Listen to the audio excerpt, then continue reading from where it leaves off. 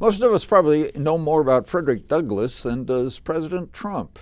We know that he is dead. Most know that he was born a slave in Maryland, escaped from slavery, and became one of the leading abolitionists before the Civil War and an advocate for the rights of the newly freed African American citizens after the war.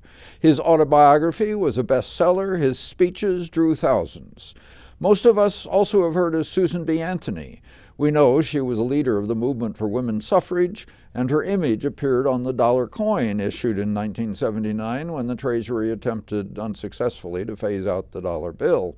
She was the first woman to be depicted on American currency.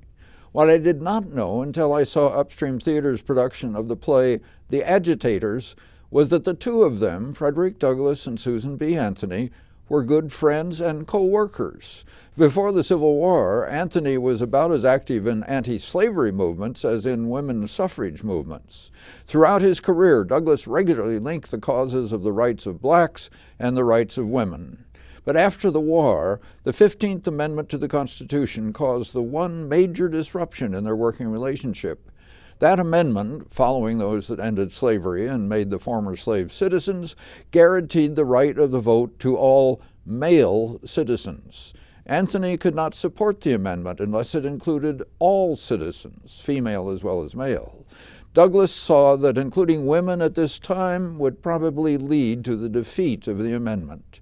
He wanted to make certain now that race could no longer be a barrier to the ballot. Gender would have to be dealt with another time.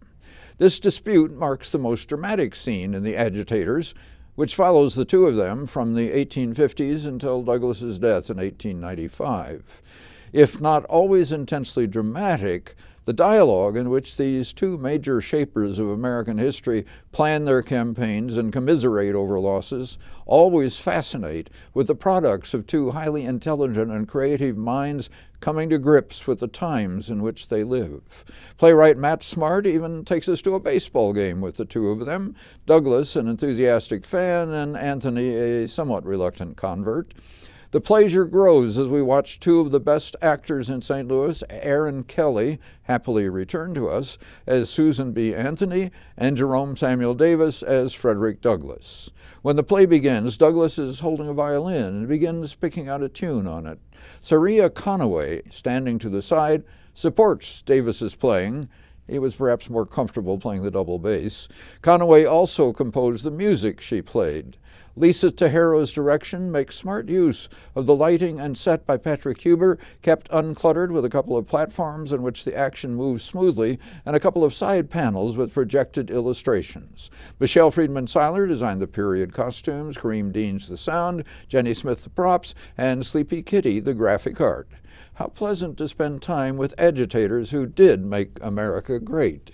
Indeed, and it was certainly two fine actors bringing it to life. Good to see them up there, yeah.